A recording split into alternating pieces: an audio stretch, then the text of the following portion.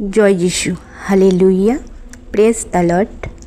একটা ঘটনা বলি, যেটা শুনলে আপনার মনের বিশ্বাস ঈশ্বরের প্রতি বাড়বে। একটি বাচ্চা ছেলে তার বাবাকে জিজ্ঞাসা করে, বাবা, তুমি তো রোজ প্রার্থনায় যাও, তোমার ঈশ্বর কত বড়?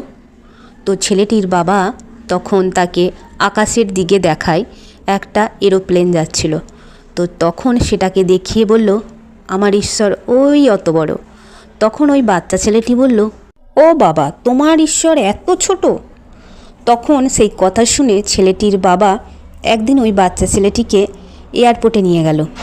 এয়ারপোর্টে ছেলেটি যত যাচ্ছে কাছে ততই অবাক হয়ে যাচ্ছে, কেননা সে যখন দূর থেকে দেখেছিল এরোপ্লেনটি খুব ছোট লাগছিল, কিন্তু যত কাছে যাচ্ছে ততই সে অবাক হয়ে যাচ্ছে, কেননা সে দেখতে পাচ্ছে এরোপ্লেনটা অনেক বড়।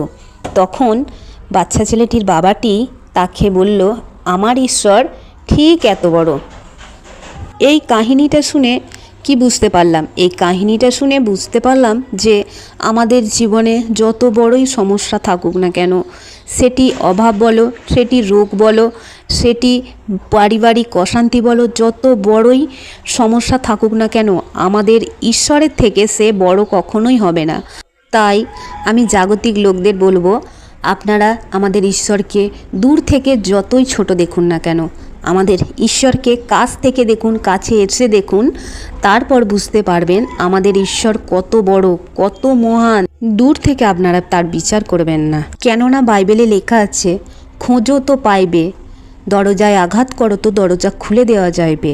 তো তোমরা যদি আমাদের ঈশ্বরকে খোঁজো, অবশ্যই তাকে পাবে, তবে হিংসা দিয়ে তাকে কখনোই পাওয়া যাবে না। ভালোবেসে খুঁজুন, ডাকুন, তবেই পাবেন। আমেন।